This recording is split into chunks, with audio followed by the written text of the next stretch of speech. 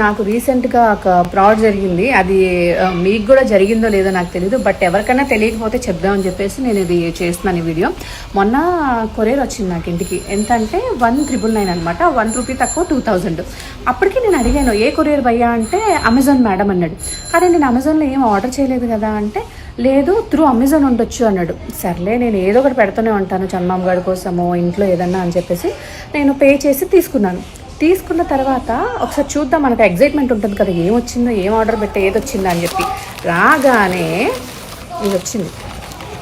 అసలు ఇది ఎంత ఉంటుంది చూడండి క్వాలిటీ. నాకు అసలు మైండ్ పోయింది. ఇది నేను అసలు ఆర్డరే పెట్టలేదు, ఎందుకంటే మనకే ఒక బొటిక్ ఉంది, ఇవన్నీ చాలా ఉన్నాయి. అసలు నేను ఇలాంటి థింగ్స్ అసలు ఆర్డర్ పెట్టను, నా కోసం అయితే అసలుకి పెట్టను. సరే నేను అది రిటర్న్ పెడదామని చూస్తే అమెజాన్ లేదు, మింత్రా లేదు, హాట్స్పాట్ లేదు, అసలు దేంట్లోనూ నేను ఇది అసలు పెట్టనే లేదు.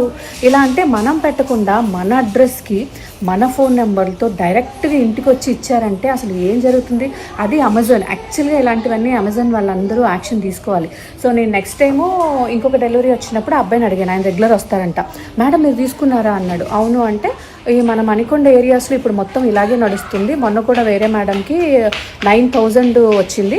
ఆవిడ నేను ఎప్పుడు క్యాష్ ఆన్ డెలివరీ పెడతాను కదా అని చెప్పి ఆవిడ తీసుకోలేదు. ఇలాంటివి మా ఆఫీస్లో ఆల్మోస్ట్ ఒక 70 పార్సల్స్ దాకా ఉన్నాయి. ఇప్పుడు ఇలాంటివి ఎక్కువ జరుగుతుంది, దయచేసి మీరు మాత్రం తీసుకోకండి అని అన్నాడు. బట్ తీసుకోకుండా ఉండాలంటే ఏం చేయాలంటే మనం ఆర్డర్ పెడతాము, సమ్టైమ్స్ ఎప్పుడైనా సిఓడి పెడతాము, అప్పుడు మనం కంపల్సరీ తీసుకుంటాం కదా.